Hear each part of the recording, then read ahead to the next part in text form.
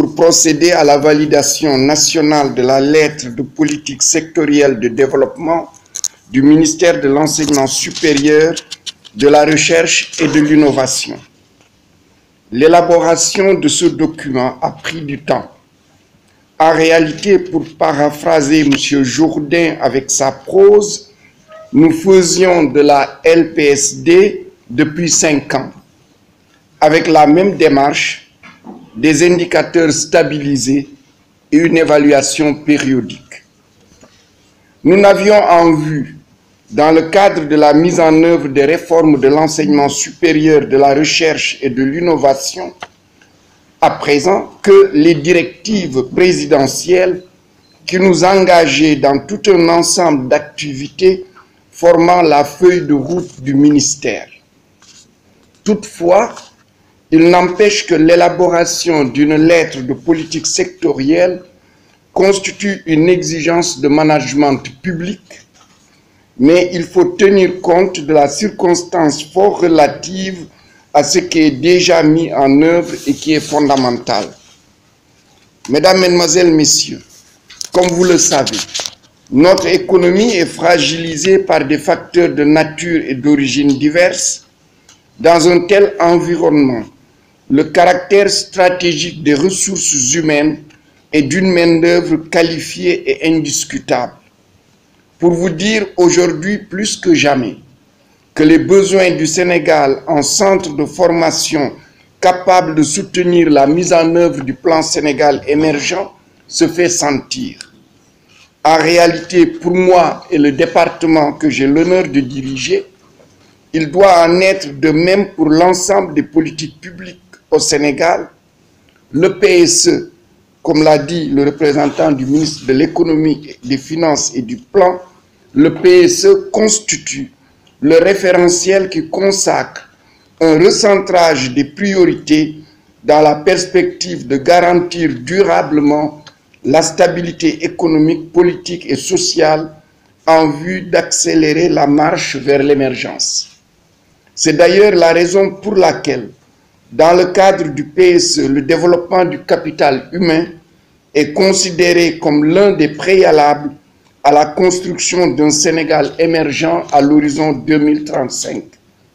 L'axe 2, capital humain, protection sociale et développement durable, traduit la nécessité pour l'État de bâtir un capital humain de qualité disposant des aptitudes et des compétences nécessaires pour entreprendre, innover et s'insérer de manière harmonieuse dans le marché du travail. Mesdames, Messieurs, je ne reprendrai pas le vieux refrain encore actuel des critiques faisant état du fossé qui existerait entre les formations universitaires et les besoins de la société. En effet, je ne souhaite pas que nos institutions scientifiques perdent leur âme et se mettent dans une course qui ne mène pas au développement durable. Mais il nous importe d'inviter tous les acteurs à œuvrer ensemble afin d'accélérer notre croissance et mettre notre économie en situation d'apporter une solution au manque et pénurie de notre société. C'est le chemin dans lequel son Excellence le Président de la République, M. Macky Sall, nous engage. La lettre de politique sectorielle de développement du département de l'enseignement supérieur, de la recherche et de l'innovation s'attache à la réalisation de cet objectif majeur. Je sais que nous pouvons compter sur l'idée que vous avez de l'enseignement supérieur pour que cette vision soit préservée et que les moyens qui permettent de la mettre en œuvre soient mobilisés. Beaucoup a été fait depuis 2012. La carte universitaire a changé. De nouvelles universités ont été créées. En dépit des manques et insuffisances de moyens, les budgets affectés à l'enseignement supérieur sont confortés, amplifiés et en voie de stabilisation. C'est cet effort sans précédent. J'insiste sur l'ampleur de l'effort financier et du soutien politique au plus haut niveau de l'État. C'est cet effet sans précédent qui vaut au chef de l'État, le président Macky Sall, la reconnaissance de ses pairs. L'Union africaine l'a choisi en juin 2015 pour présider le comité des 10 chefs d'État pour l'éducation, la science, la technologie et l'innovation. C'est un comité comme le comité NEPAD, comme le comité Bonne Gouvernance au sein des instances de l'Union africaine. À sa suite, le comité technique spécialisé Éducation, Sciences et Technologie, CTS-EST, a en octobre dernier élu le Sénégal pour le présider. Ainsi, le ministère de l'Enseignement supérieur, de la Recherche et de l'Innovation en assurera la présidence. Et comme conséquence à cette élection, je présiderai le comité directeur de l'ADEA, l'Association pour le développement de l'éducation en Afrique. À cela, il faut ajouter que c'est le MESRI qui est le PCA du PACET et le professeur Aminata Sall Diallo en est la directrice exécutive. Le Sénégal est devenu le carrefour des conférences internationales sur l'éducation, la science, la technologie et l'innovation. Déjà la semaine prochaine, avec l'UNESCO et la Commission économique africaine des Nations Unies, nous abriterons une conférence sur les sciences, technologies et l'innovation. Évidemment, la grande conférence sur l'éducation pilotée par mon collègue de l'éducation nationale qui se tiendra le 2 février prochain et bien d'autres conférences. La présente lettre de politique sectorielle de développement prend en compte l'ensemble de ces orientations et définit la stratégie à l'horizon 2022 de l'enseignement supérieur, de la recherche et de l'innovation. Mesdames, Messieurs, honorables invités, depuis le Conseil présidentiel sur l'enseignement supérieur, tenu le 14 août 2013, le MESRI a fait des 11 décisions qui en sont issues et de 69 directives, comme l'a rappelé le directeur de l'UNESCO, sa feuille de route. De nombreuses réalisations ont vu le jour. Elles tournent autour de l'amélioration de l'accès et de la qualité de l'enseignement supérieur, l'amélioration des conditions de vie des étudiantes et des étudiants, ainsi que des personnels d'enseignement et de recherche et des personnels administratifs, techniques et de services. L'impulsion d'un nouvel élan pour la recherche et l'innovation, l'amélioration de la gouvernance et du pilotage de l'enseignement supérieur, de la recherche et de l'innovation. Ainsi, Son Excellence le Président de la République, M. Macky Sall, nous a engagés à donner à chaque bachelier la possibilité d'être orienté dans un établissement supérieur de formation. Une telle politique impose des sacrifices importants à l'État du Sénégal. Elle exige un fort engagement de tous nos partenaires, mais elle a permis de régler la question de l'accès. Cette tendance sera accentuée en raison de l'élargissement de la carte universitaire. 8 universités publiques à ce jour, dont 2 d'une capacité à terme de 30 000 étudiants. Ces 2 universités, l'université Amadou Mahtar Mbow et l'université du Sine Saloum El Hadji Ibrahima Niass, seront opérationnelles à la rentrée 2018. Elles viendront en ajout au programme d'extension et de réhabilitation des universités existantes. Je veux parler de l'université Cheikh Anta Diop de Dakar, de l'université Gaston Berger de Saint-Louis, de l'université de Thiès, de l'université Alioune Diop de Bambey et de l'université Assane Seck de Ziguinchor. Quant aux 2 centres universitaires délocalisés, à Kolda pour l'université Assane Seck de Ziguinchor et Géoul pour l'université Gaston Berger, leur construction est très avancée. Le réseau des instituts supérieurs d'enseignement professionnel est en cours de déploiement avec un ISEP fonctionnel à Thiès et 4 autres ISEP en cours de mise en œuvre à Diamniadio, Matam, Bignona et Richard Toll. Et avant la fin de l'année, au moins 4 ENO seront réceptionnés. Et d'ici ENO, espace numérique ouvert. Et d'ici la fin de l'année 2018, ce nombre sera porté à 20. Et à l'horizon 2022, nous atteindrons l'objectif d'un ENO au moins dans chaque département du Sénégal. Cela donnera au Sénégal un potentiel inédit de formation simultanée de 21 000 places en visioconférence. La question de l'accès est en lien direct avec la qualité.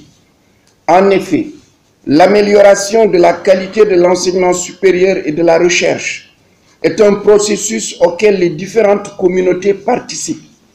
La quiétude et la paix sociale retrouvée, la participation constructive des étudiantes et des étudiants à la gestion des universités, les sacrifices consentis par les personnels ont permis au système de se placer à un niveau d'exigence qui fait revivre l'espoir. Cela a permis d'importantes réalisations, parmi lesquelles on peut citer l'interconnexion des établissements d'enseignement supérieur pour faciliter les échanges et l'accès à Internet avec un haut débit de 330 mégas et la gratuité du Wi-Fi sur les campus. Le programme Un étudiant, un ordinateur pour donner à chaque étudiante et étudiant la possibilité d'accéder à un ordinateur portable. La mise en place d'une autorité indépendante d'assurance qualité chargée de veiller à la qualité de l'enseignement supérieur dans le public et dans le privé. La révision des textes de mise en œuvre de la réforme LMD, licence, master, doctorat, pour les adapter au contexte des réformes en cours. La création de 210 nouveaux postes d'enseignants pour améliorer le taux d'encadrement dans les différents établissements d'enseignement supérieur.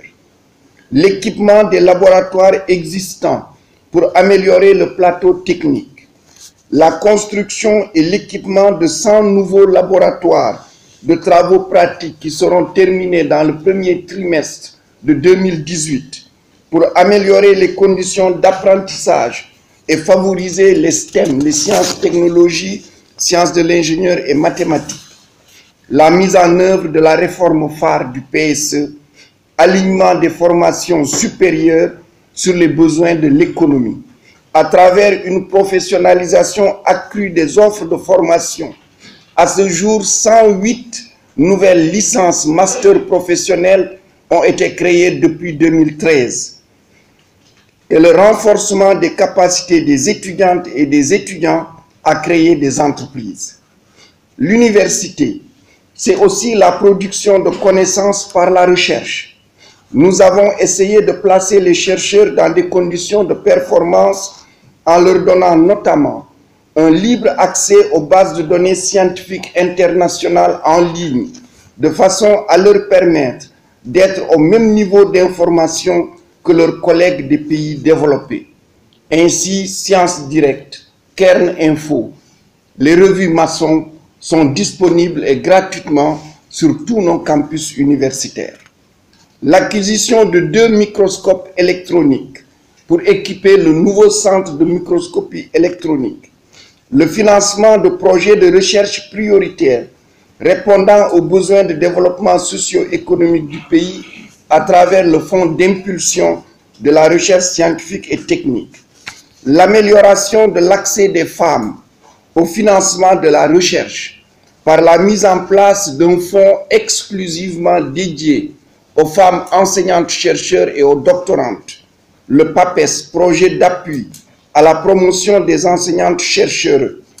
La valorisation et la vulgarisation des résultats de la recherche auprès des populations, avec la création des centres de recherche d'essai qui sont passés de 9 en 2012 à 23 en 2016.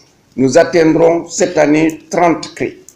Constituent différentes étapes de la gestion d'un écosystème de recherche et d'innovation, dont l'épicentre se situera à Diamniadio avec la construction en cours de la Cité du Savoir.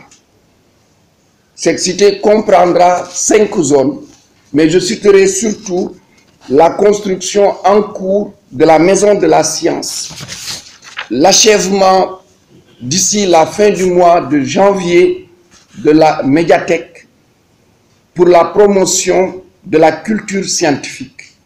Et la Cité du Savoir accueillera l'emblématique supercalculateur intensif parallèle de 537,6 teraflops, autour duquel va se construire ce capital humain autour du numérique et de la génétique moléculaire. Quant aux étudiantes et étudiants, différentes mesures ont été prises pour l'amélioration de leurs conditions de vie et d'études. Les personnels d'enseignement, de recherche et les PATS bénéficient également de la même considération de la part des autorités. Ainsi, on peut citer, sans être exhaustif, les mesures suivantes. Réforme de la politique des bourses pour plus de transparence et d'équité et pour une meilleure promotion de l'excellence. En particulier, le rétablissement de la politique de bourse d'excellence qui a permis dans le passé au Sénégal d'avoir des cadres formés dans les meilleures écoles en France, mais aussi dans le monde. L'année dernière seulement, nous avons envoyé 58 élèves au niveau des classes préparatoires et les meilleures classes préparatoires. Louis le Grand, Henri IV, lycée du Parc, etc. Et ces établissements nous demandent encore davantage d'élèves. Augmentation de la capacité d'accueil dans les campus sociaux afin d'améliorer les conditions de vie des étudiantes et des étudiants. Déjà, 1700 nouveaux lits ont été livrés dans nos universités. Le programme de 30 000 lits, avant la fin du mois de décembre, nous livrerons plus de 4 000 lits sur le campus de l'UCAD. 2 000 lits sont en construction à l'UGB. Et nous allons lancer dans quelques jours un programme très important de location-vente qui concerne la construction de 13 000 nouveaux lits sur le campus du COUD et la réhabilitation de 5 000 lits qui existaient au mois de décembre en 2012. Il faut souligner qu'à la fin de cette année, l'État du Sénégal aura construit pour la seule UCAD autant de lits qu'il y en avait en 2012. Construction en cours d'un restaurant et d'un centre médico-social à l'Université de Bambey, construction en cours d'un restaurant à l'Université Assane Seck de Ziguinchor, décentralisation de la gestion des œuvres sociales pour un service de proximité au bénéfice des étudiantes et étudiants. Vote de la loi par l'Assemblée nationale portant création des CROUS de Thiès, de Ziguinchor et de Bambey. J'ai installé il y a quelques jours le CROUS de Ziguinchor et en fin du mois de janvier, j'installerai aussi les CROUS de Thiès et de Bambey. Finalisation de 140 appartements pour les enseignants à la Cité des enseignants de Mermoz. Construction de résidences universitaires à Bambey et à Ziguinchor, c'est terminé et livré. À Thiès, c'est en cours de construction. Augmentation de la subvention pour les enseignants-chercheurs des universités du montant des prêts DMC qui est porté à 300 millions, ce qui permettra aux enseignants d'avoir des prêts non pas de 2 millions, mais de 5 millions.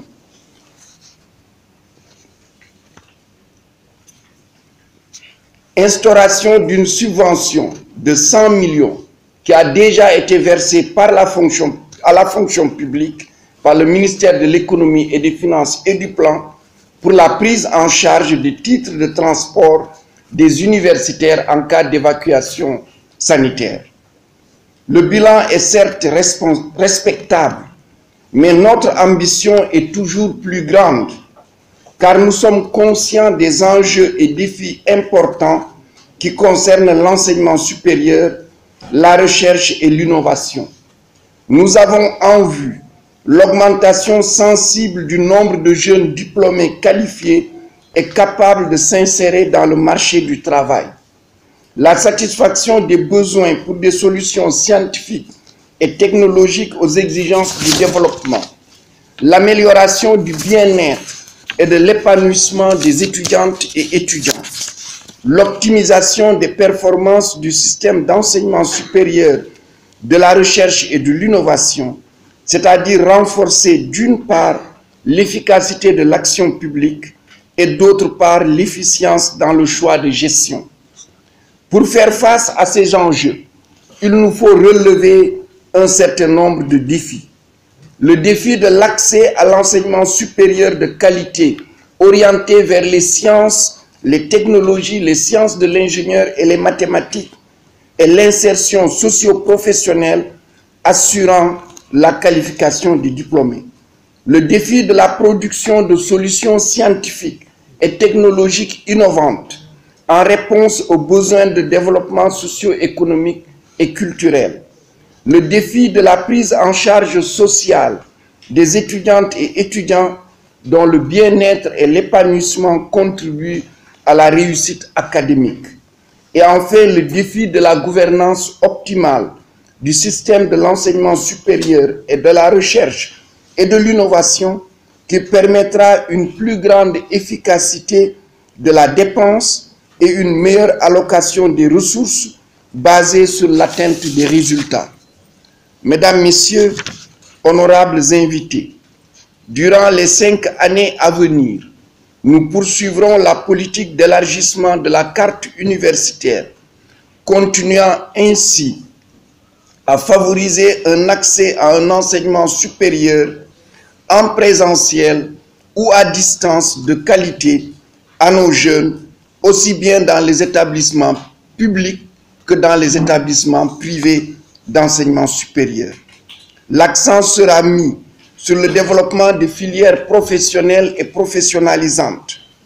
Conformément aux orientations des décisions présidentielles, j'appelle les universités à accorder une importance plus grande à l'employabilité de leurs sortants, mais aussi à assurer un bon accompagnement pour ceux d'entre eux qui sont porteurs de projets ou d'idées de projets à travers les incubateurs. Les USEP, les universités et les USEP devront de plus en plus, et c'est notre ambition, se positionner comme un trait d'union entre le monde de la formation et celui de l'entreprise, en jouant un rôle important dans la création d'entreprises. Je voudrais ici saluer l'effort qui est en train d'être accompli à travers les différents incubateurs des universités. Je veux citer Dakar, l'UNODEV et Saint-Louis, qui est devenu de plus en plus actif, mais aussi l'incubateur de Hassan Sek, qui va démarrer bientôt, et celui du PSEJ. Concernant la recherche, après la phase de mise en place de structures de gouvernance, nous allons passer à la phase de l'organisation de la gouvernance et de l'équipement des structures de recherche à travers l'acquisition d'équipements de haute performance indispensables pour le développement d'une recherche tournée vers les besoins du pays. Mesdames, Messieurs, honorables invités, en moins de 4 années, le MESRI, avec l'appui de son Excellence le Président de la République, M. Macky Sall, du gouvernement, du ministère de l'Économie, des Finances et du Plan, et des partenaires techniques et financiers, a pu mobiliser plus de 400 milliards pour l'investissement en infrastructures et équipements. Cet effort est louable puisqu'il représente plus de 2,5 fois ce qui a été investi en infrastructures et équipements en 52 ans. Il traduit la volonté de l'État et des partenaires à accompagner l'enseignement supérieur et la recherche. Mais il reste encore insuffisant au regard des enjeux cités plus haut, qui sont ceux de l'enseignement supérieur, de la recherche et de l'innovation. Nous sommes à l'ère de l'économie du savoir. c'est-à-dire de celles où la productivité et la croissance de l'économie, donc la performance économique du pays, dépendent de plus en plus du savoir, de l'éducation, de l'information, de la technologie et de l'innovation, comme l'a dit M. le directeur Mayacine Camara.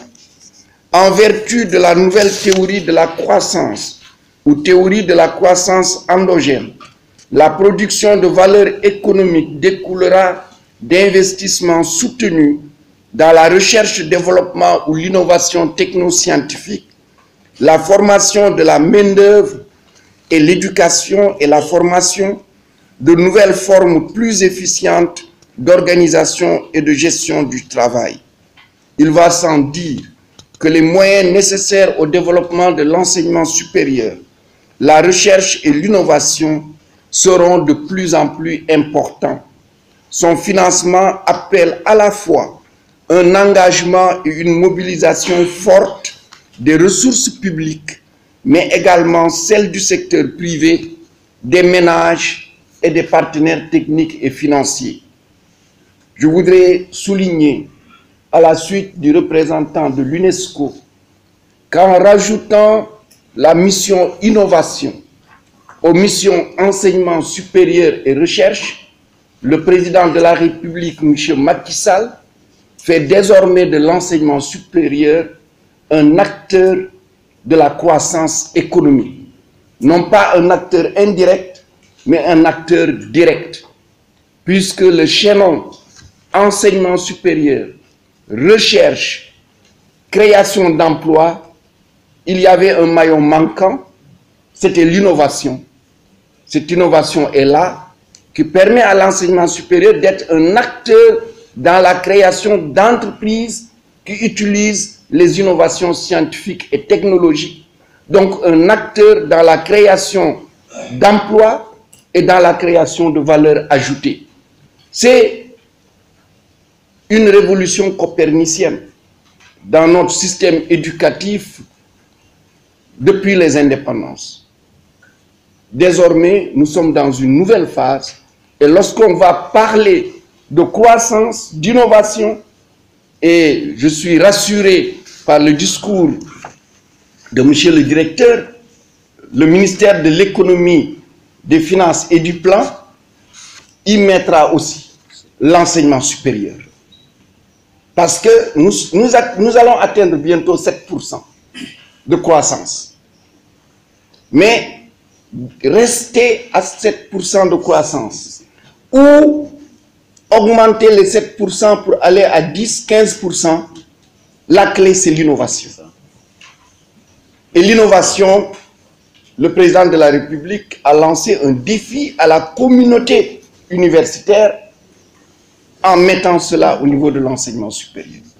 Donc nous sommes porteurs du défi d'augmentation significative, d'accélération de la croissance. Je crois que c'est extrêmement important, à la fois pour la communauté universitaire, mais aussi pour tous ceux qui veulent comprendre quelle est la dynamique de développement du PSE et les défis qui se posent au niveau du PSE. Mesdames, Messieurs, honorables invités, permettez-moi de remercier en ce moment important de validation de la lettre sectorielle de politique de développement l'ensemble des acteurs du secteur de l'éducation, les enseignants, les étudiantes et étudiants, les fonctionnaires et agents de l'État, les syndicats, les travailleurs des institutions d'enseignement supérieur, les acteurs du secteur privé, les parents d'élèves et d'étudiants, les partenaires techniques et financiers pour leur engagement résolu à faire de l'enseignement supérieur, de la recherche et de l'innovation un secteur dynamique, porteur de croissance pour notre économie et de bien-être pour nos concitoyens. Je voudrais aussi remercier particulièrement le ministère de l'économie, des finances et du plan, mon collègue Amadouba, et ses différents directeurs et ses différents techniciens qui ont accompagné le ministère dans l'élaboration de cette lettre de politique sectorielle de développement. Et je voudrais réserver une mention spéciale à M. le directeur Mayacine Camara. Je voudrais aussi remercier Madame la conseillère pour l'accompagnement que vous nous avez apporté, et particulièrement le projet PAPDEV GIZ, pour le soutien qui nous a permis d'aboutir à cette journée et aussi de poursuivre, parce qu'il ne s'agit pas simplement d'adopter une lettre de politique sectorielle de développement, mais il faut l'opérationnaliser. Je voudrais remercier le représentant, le directeur régional de l'UNESCO, et à travers lui tous les partenaires techniques et financiers qui sont de plus en plus nombreux à nous accompagner. Mais je voudrais aussi en appeler aux autres partenaires que nous attendons et nous souhaitons qu'ils puissent aussi venir renforcer cet accompagnement. Soyez-en remerciés. Je remercie le consultant qui nous a accompagnés. Et Mamoudou a raison, qui est très patient, parce que travailler avec les universitaires, c'est extrêmement difficile, parce que nous, notre métier est d'abord critique. Donc, tout ce qu'on nous présente, a priori, on doit le remettre en cause. Et évidemment, dans ce jeu, il a été patient et il a su nous écouter tous. Il a su à chaque fois trouver les moyens de revenir à la charge. Et je pense que, en tout cas, merci beaucoup. Je voudrais réserver une mention particulière à la cellule d'études et de planification du ministère, avec à sa tête M. Mamoudou Diop et tous les membres qui la composent, pour avoir mené ce travail de bout en bout. Et remercier et féliciter la cellule, le comité technique que j'ai mis en place sous la direction du secrétaire général, qui s'est relayé avec le directeur de cabinet, et tous ceux qui, au niveau du ministère, se sont déployés pour nous permettre d'arriver à un résultat inclusif et compris. Parce que élaborer une lettre de politique sectorielle de développement, c'est bien. On peut considérer même parfois que c'est un exercice théorique. Mais ce qui est fondamental, c'est que ce soit quelque chose de compris et d'assumé. Parce que c'est ça qui garantit sa mise en œuvre ultérieure. Et je pense que le ministère s'est évertué à fonctionner de cette façon. Honorables invités, mesdames et messieurs, c'est sur ces quelques mots que je voudrais à présent vous inviter à une validation de la lettre de politique sectorielle de développement 2018-2022 du MESRI, après présentation et discussion de la dite lettre. Et je voudrais donc vous remercier de votre aimable attention.